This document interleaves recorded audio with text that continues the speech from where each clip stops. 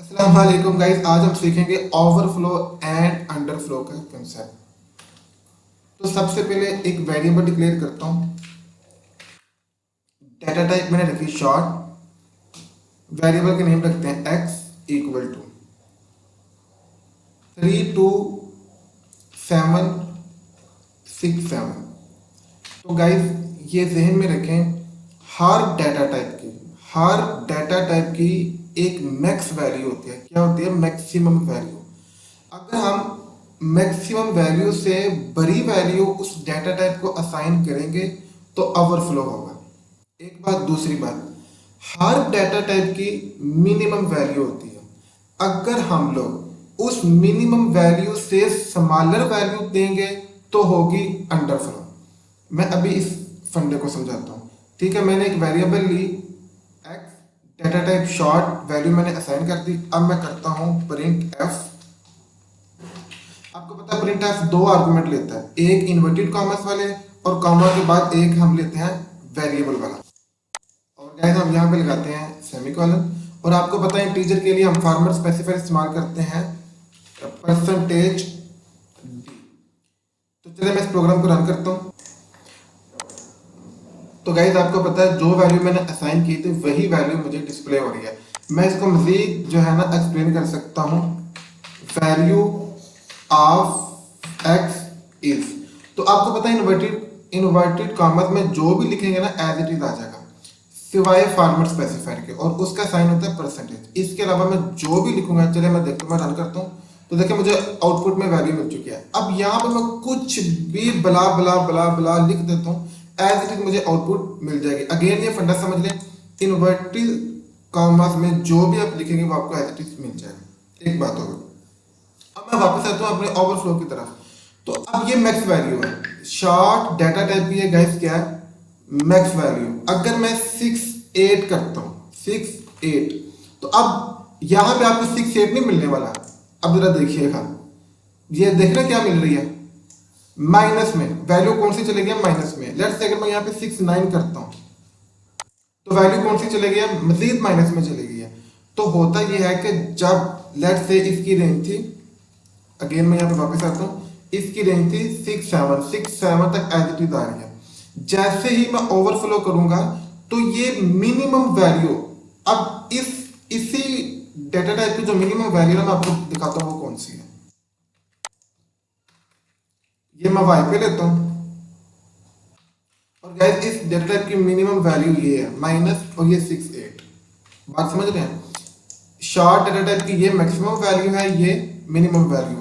अगर मैं maximum value से बड़ी वैल्यू दूंगा, लेट्स से मैं 68 कर देता हूँ, +1 का इंक्रीमेंट लगाता हूँ, तो मुझे एज इट इज जो मिनिमम वैल्यू होगी वो शो होगी।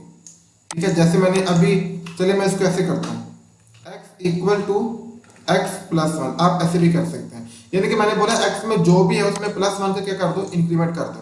तो अब अल्टीमेट क्या होगा कि 32768 हो चुका है। ओवरफ्लो होगा तो ओवरफ्लो +1 का होगा तो मुझे मिनिमम वैल्यू जो उस डाटा टाइप की मिनिमम वैल्यू होगी ना वो शो होगी। ठीक है, मिनिमम वैल्यू शो हो रही है। अब अगर मैं +2 का इंक्रीमेंट लगाता हूँ, किसका इंक्रीमेंट लगाता हूँ? +2 का, तो ये मिनिमम वैल्यू में अगेन एक डिक्रीमेंट होगा। मिनिमम वैल्यू में अगेन, यानी कि अब जो मुझे आउटपुट मिलने वाली है वो है 32767, यानी कि अब कम होगी, मजीद कम होगी, 67 होगी। अगर मैं +3 का इंक्रीमेंट लगाता हूँ तो क्या होगी? 66 हो जाएगी, यानी कि फिर और कम होगी। अगर मैं +4 का इंक्रीमेंट लगाता हूँ तो 65 हो जाएगी। इसी तरीके से मैं इंक्रीमेंट ओवरफ्लो में लगाता जाऊंगा तो वो वैल्यू माइनस में जाती जाएगी। दोबारा सुने, मैं इंक्रीमेंट लगाता जाऊंगा, वैल्यू माइनस में जाती जाएगी। और इसी कंसेप्ट को एक्सप्लेन करने के लिए मैंने क्लास में एक घड़ी बना कर दिखाई थी ताकि इजीली कंसेप्ट आपको समझ आ सके। तो गाइस इसे कहते हैं इंटीजर या डाटा टाइप ओवरफ्लो। ठीक है, चलिए अब हम y को ट्राई करते हैं। मैंने x ट्राई कर लिया, अब यहाँ पे मैं y कर देता हूँ और यहाँ पे भी मैं आउटपुट लेता हूँ y की। अब देखते हैं वैल्यू ऑफ y इज, ठीक है। अब मैं मजीद देखें 688 तक था ना, अब मैं क्या करता हूँ y में मजीद 1 का डिक्रीमेंट करता हूँ। तो हमने बात की कि अंडरफ्लो क्या होगा कि मिनिमम वैल्यू से स्मॉलर वैल्यू देंगे। अब क्या होगा, ये प्लस की तरफ जाएगी। जैसे ओवरफ्लो माइनस की तरफ आता था, अंडरफ्लो किसकी तरफ जाएगा? प्लस की तरफ। तो उसने उसकी मैक्सिमम वैल्यू बता दी है। कौन सी वैल्यू बता दी है? जो उस डेटा टाइप की मैक्सिमम वैल्यू थी जी। तो गाइस अब अगर मैं करता हूँ ना -2, इधर देखिएगा, अब यहाँ पे अगर मैं -2 करता हूँ तो क्या होगी, 6 हो जाएगी, ठीक है। अगर मैं -3 करता हूँ तो 5 हो जाएगी। अगर मैं -4 करता हूँ तो इसी तरह 4। तो ये आपने समझ लिया कि ओवरफ्लो किस तरह काम करता है और अंडरफ्लो किस तरीके से काम करता है। ये था गाइस। अब इसके मैं एक और एग्जांपल आपको बता दूं ताकि आप इजीली इस बात को समझ सकें।